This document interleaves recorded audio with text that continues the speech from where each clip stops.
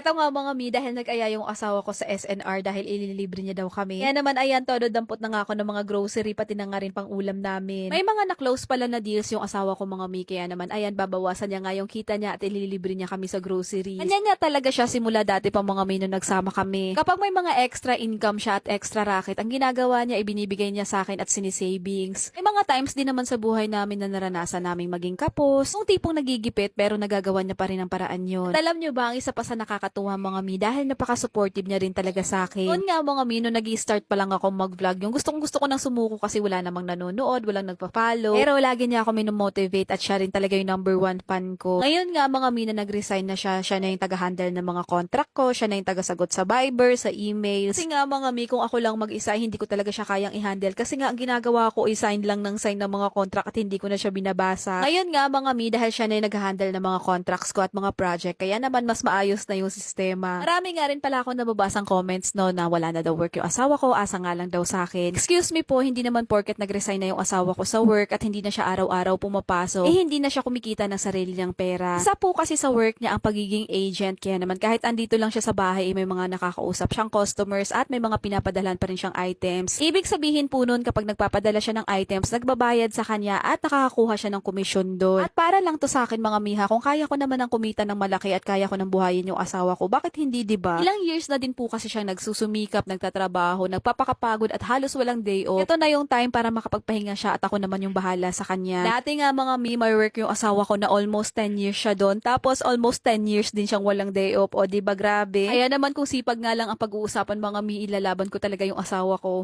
What's that?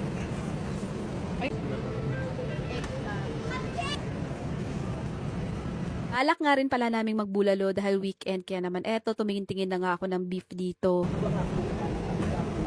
Eto palang beef na kinuha ko is nasa 544 pesos ang per kilo. Pero dahil nga lampas siya, kaya naman ayun, nasa 800 plus siya. Eto namang pang kaldereta is lampas din ng 1 kilo, kaya naman nasa 700 plus siya. Eto naman, kumuha na din ako ng pork pang humba naman yan mga mi. Meron nga rin pala sila ditong pang chicharon bulaklak, kaya naman ayan, kumuha na nga rin ako kasi masarap yung pampulutan. Kumuha na rin ako ng tapa mga mi dahil isasahog ko yan sa munggo. Eto namang whole chicken na nakatimpla is nasa 201 pesos yan at kumuha na nga ako ng dalawa. Kasi yung isa lang sa air fryer at pambaon na nga ng mga bata. Kumuha na rin ako ng butter dahil ubos na yung butter namin sa bahay. At eto nga, kumuha na rin ako ng mais para sa bulalo. 129 pesos pala yung tatlo. Tapos eto namang repolyo is 37 pesos. Turo nga rin pala ng turo si Sanaya sa ice cream na to mga mi. Kaya naman, ayan, para matikman namin. Kaya naman kumuha nga rin pala ako.